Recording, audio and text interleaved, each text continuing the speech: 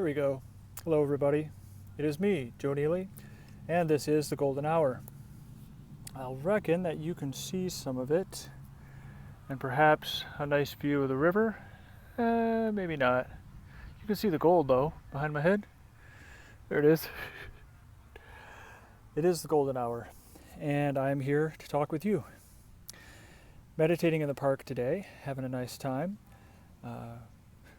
Got my 45 push-ups done for today. For those of you keeping score, I'm still at 45. I skipped yesterday. I wasn't feeling very well. As I said in the video, I was kind of depressed. I did some, but I didn't do the full 45. But I did them today. Also, I'm back at my habit.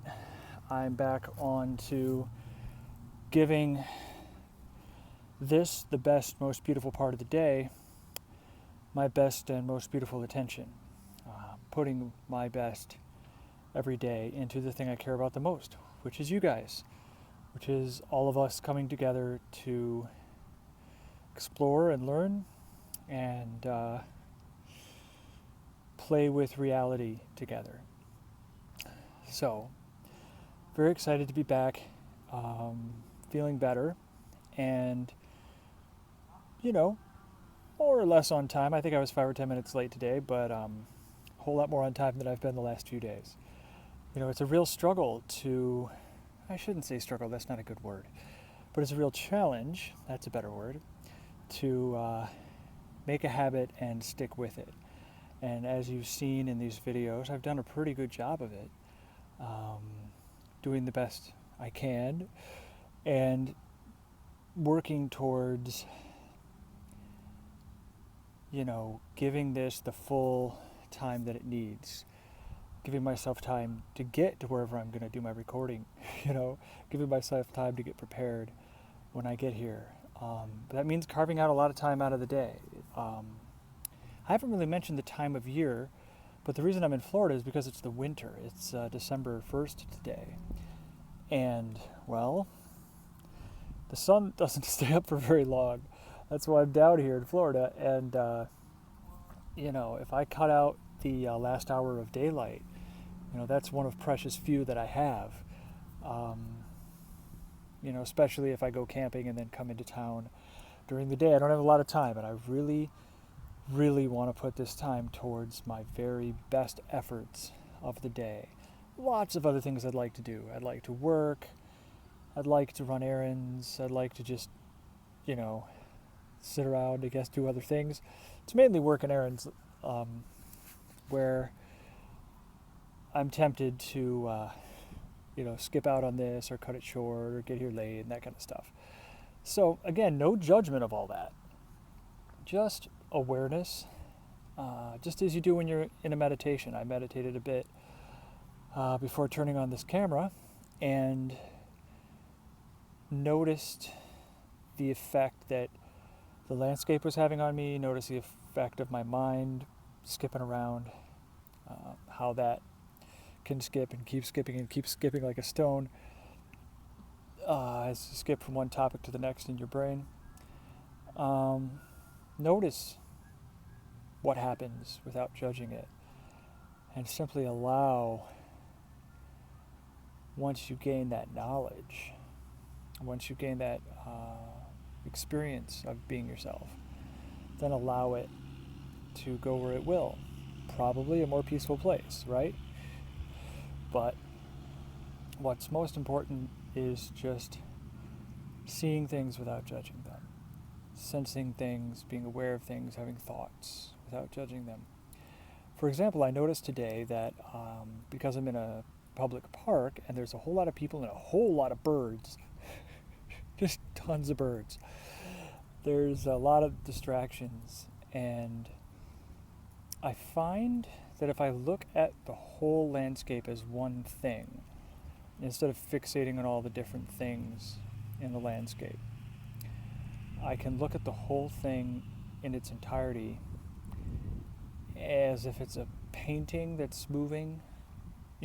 Imagine like looking at a landscape painting of a beautiful park, and just imagine like you're in Harry Potter land and like the figures are moving a bit and walking around, but just kind of look at it as if it's just a thing, one thing, and not a whole bunch of little things running around. I found myself, trying to pay attention to animals and people that come nearby me, and I work on just releasing any type of anxiety or fear that, oh, they're going to come over or they're going to do this or that. Who cares? And simply stay focused on what I do. So, that's a good technique that I can give you for when you're meditating in public. You can pick a location that's semi-private. That's what I like to do, so that not everybody is stopping by to say hello to me, but I'm not necessarily hiding from people or, sitting in a corner. I'm pretty well visible. People can see what I'm doing, but I'm far enough away that they leave me alone. So, that's what I'd like you guys to do. Try meditating in public.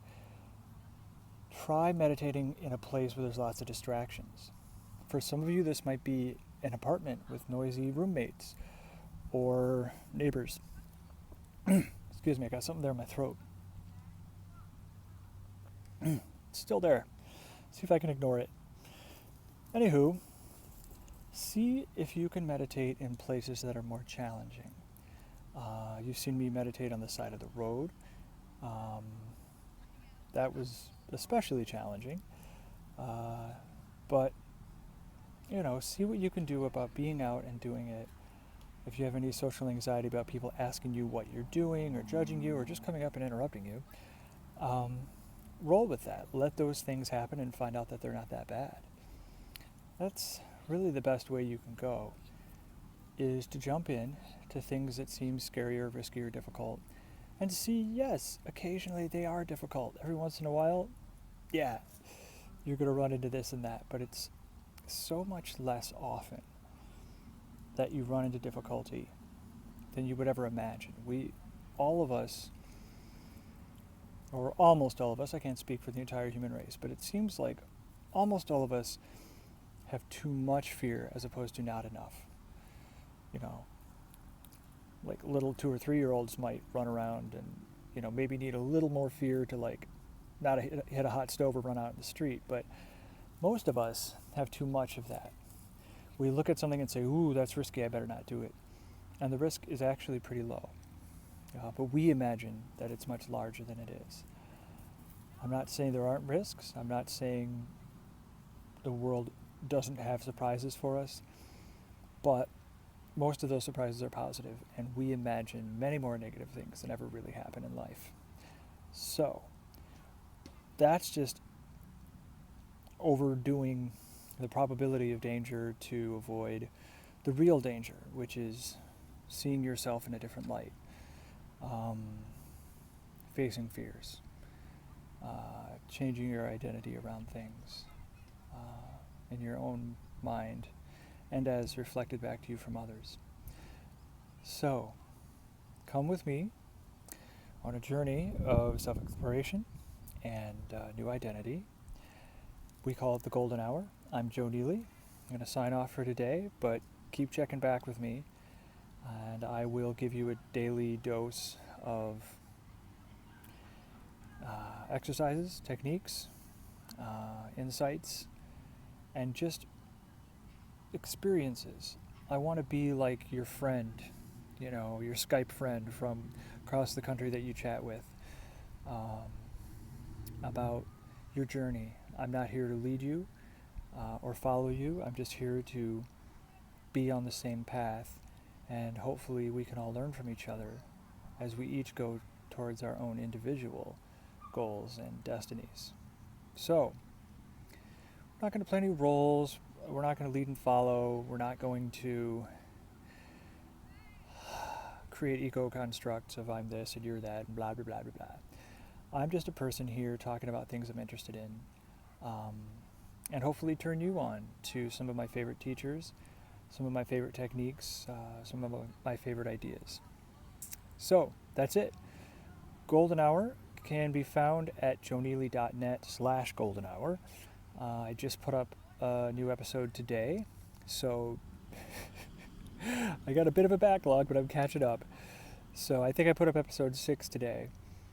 I can't imagine what number this one is. It must be up in the 20s, but I'm working on the backlog, guys.